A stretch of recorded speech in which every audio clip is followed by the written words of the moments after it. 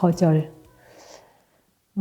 그치. 살면서 우리가 뭐 모든 걸 다 예스 하면서 다 받아들이지 못하는 일들이 있잖아요.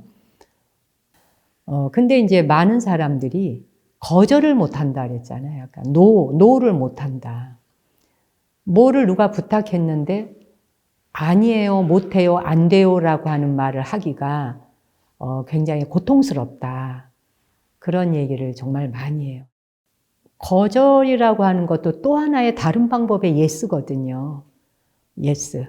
이 사회와 세상이 건강해지고 건전해지려면 예스 할 것과 노 할 것에 대한 상황이, 그 상황들이 용납되고 받아들여져야 돼요.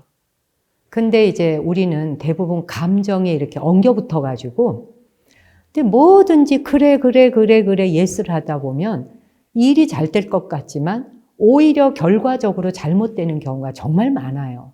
그걸 여러분들도 돌아보면 알 거예요. 돌아보면. 그래서 노를 할 수 있는 것도 자신을 건강하게 하고 관계를 건강하게 하고 세상을 건강하게 하는 것이다라는 일단 기준을 먼저 생각했으면 좋겠어요.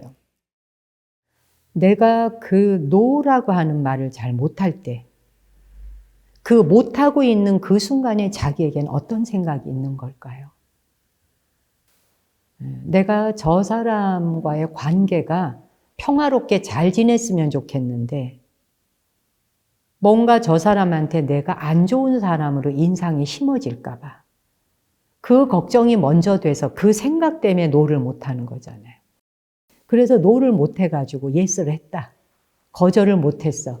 근데 사실은 내 마음에서는 이거 못하는 건데 안 되는 건데 억지로 했어. 그럴 때 억지로 하는 거는 용을 쓰게 되죠. 용을 쓰게 되면 에너지가 딸리니까 진이 빠지죠. 피곤하고 지치죠. 그러면 그 사람과의 관계가 나하고 건강해질까요? 싫어지죠. 멀어지죠. 억지로 끌려가면서 했던 상황들은 상대방에게 만족감을 주냐? 내가 만족하지 않은 상황은 상대방도 만족하지 않아요. 사실은. 억지로 해주는 거 바로 느끼거든요. 결과적으로는 뭐죠? 나한테도 저 사람한테도 사회에도 조직에도 아무 이익이 되지 않았던 거예요. 사실은. 기꺼이 하지 않는, 기꺼이 하는 게 아니고 즐겁게, 기쁘게 할 수가 없는. 거절을 했을 때 결과보다 훨씬 못한 결과. 훨씬 못한 결과가 오죠. 떳떳하지 않아지죠. 결국은 그런 것들이 또 다시 자기의 업이 쌓이잖아요. 결국은. 해결하지 못한 채 미결제 서류처럼 남게 돼요. 실제로 자기가 해결해 줄 수 있는 입장도 아니면서 그리고 그 말을 들어줄 입장도 아니면서 어쩔 수 없이 끌려가듯이 그 사람과 관계 멀어질까 봐 걱정스러워서 그래 해볼게. 그래 해볼게. 뭐 어떻게든지 이렇게 대답을 했다. 그럼 그걸 안고 집에 가서 끙끙 앓아야 되죠. 왜 우리 이 비유가 맞을지 모르겠는데 집안에서 옷장 정리를 하거나 장 정리를 할 때 그렇죠. 이불장 안에 옷이 들어가 있고 옷장 안에 이불이 들어가 있으면 이상하겠죠. 그렇죠? 그래서 각 위치에 따라 들어가야 할 곳에 이렇게 들어가면은 안정적이잖아요. 그것처럼 감정과 생각과 대답도 마찬가지예요. 이걸 뒤죽박죽 엉겨가지고 이불장 속에다가 옷을 막 갖다 집어넣어 놓고 그러고는 이불을 막 구겨가지고 옷장 안에 집어넣어 놓고 이 감정하고 뭐가 다르겠느냐는 거예요. 그러면 계속 불편한 상황이 만들어지고 안절부절한 상황이 만들어져서 자기 삶이 순탄하지도 못하고 평탄하지도 못하고 그것은 결국 결과적으로 인간관계를 원만하게 가져오질 못해요. 그 불건전함과 불건강한 내가 그 한마디 제대로 수납고 정리하듯이 감정과 대답을 딱딱 할 수 있었던 것들을 못하게 될 때 이게 엉겨붙으면 왜 내 인생은 이렇게 안 풀리는 거야? 일로 튀어요, 불똥이. 나는 왜 도와줄 거 다 도와주고 할 거 다 해주고 왜 나는 이 모양이지? 그럼 실망감이 오고 그 사람한테 실망하고 자기한테 실망하고 분노가 오고 그러다 어떻게 되나? 괜히 사람들한테 화가 나고 세상에 화가 나고 다 싫고 미워 죽겠지. 그러다 갑자기 또 우울해지고. 그렇죠? 이게 전부 내가 노를 할 때 노를 하는 건 예스 할 때 예스 하는 것과 다르지 않다는 걸 느껴야 돼. 알아야 돼요.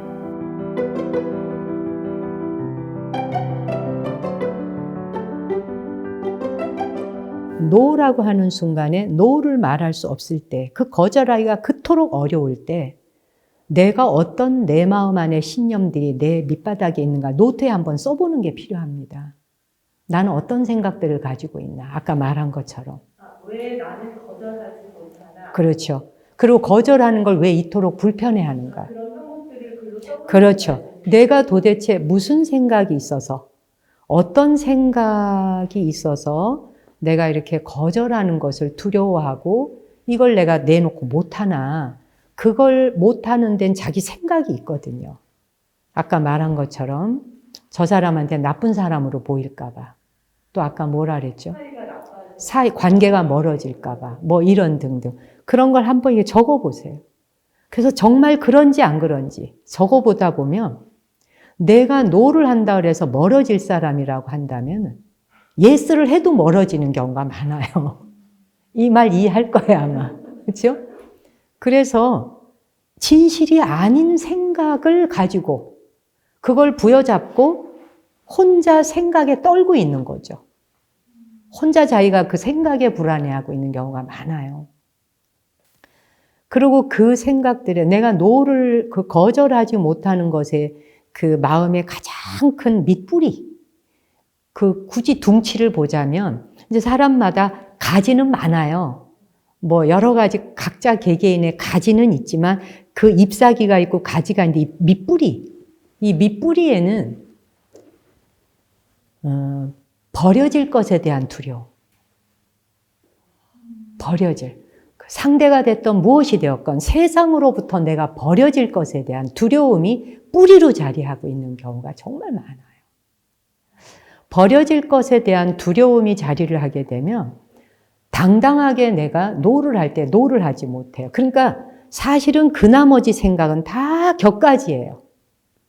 이 뿌리를 바탕에 둔 격가지들이 많아요. 저 사람이 혹시 곤란에 빠지면 어쩌지?